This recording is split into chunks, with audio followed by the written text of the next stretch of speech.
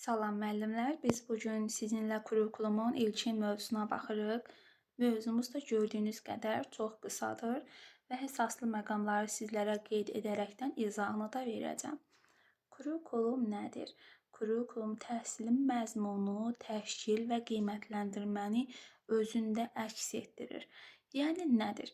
Misal üçün biz 1:45 dəqiqə ərzində dərsə giririk, düzdürmü? Burada hansı mövzunu tədris edəcəm?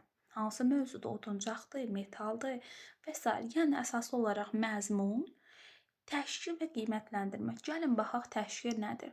Hansı iş üsulundan, hansı iş formasından istifadə edəcəyimdir ki, burada da misal üçün mən cütlərlənmi, qruplanmı, fərdim iş keçəcəm. İş üsulları olaraq ziqzaqdanmı, qızıl dairədənmi və s. istifadə edəcəm. Bu bizim üçün əsaslıdır. Qiymətləndirmə isə deməli, dövlətin qoyduğu tələbdir. Bizə əsaslı məqam nədir? Şagirdin nailiyyət görsəniz qiymətləndirmədir.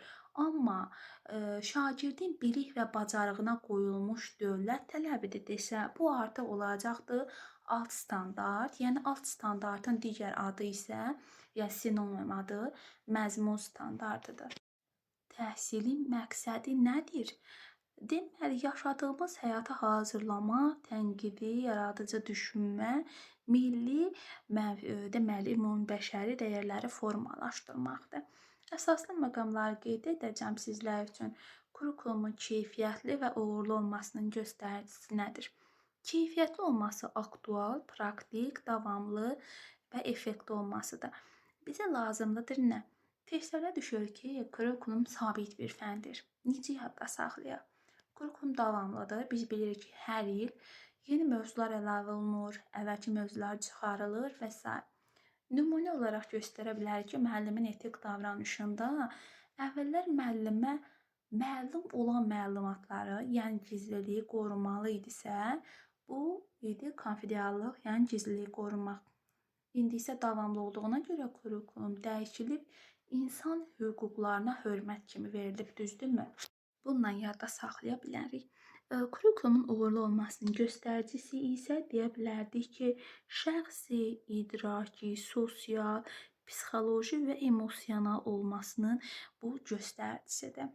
UNESCO meyarları haqqında danışaq, əslində bu testlərdə düşmür, amma yenə də məlumatlı olun ki, aydın məqsədlərin olmasıdır. Daha sonra isə gələcək həyat olması, arzu və istəklərin olunması, firavan gələcək, ən çox da ədalətli və inklüziv olması.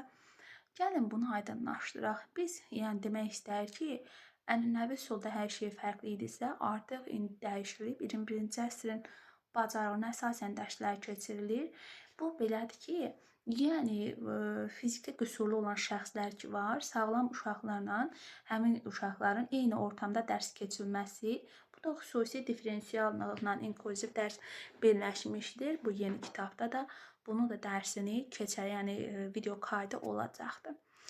Bizə lazımdır nə? Fən kurikulumuna nələr daxildir? Ümumiyyətlə, fənnin məqsədidir, vəzifəsidir, verilən tələblərdir, eyni zamanda meyarların olunmasıdır, inteqrasiyanın olunması.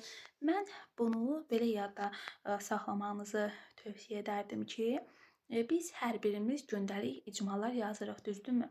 İcmalarda nə var? Mövzu. Sonra nə gəlir? Mövzunun məqsədi. Sonra nə olur?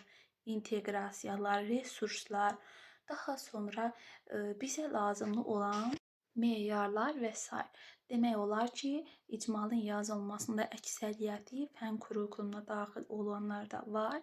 Eyni zamanda hər bir müəllim fən kurikulumuna nələr daxildirsə onları bilməli və tətbiq etməlidir.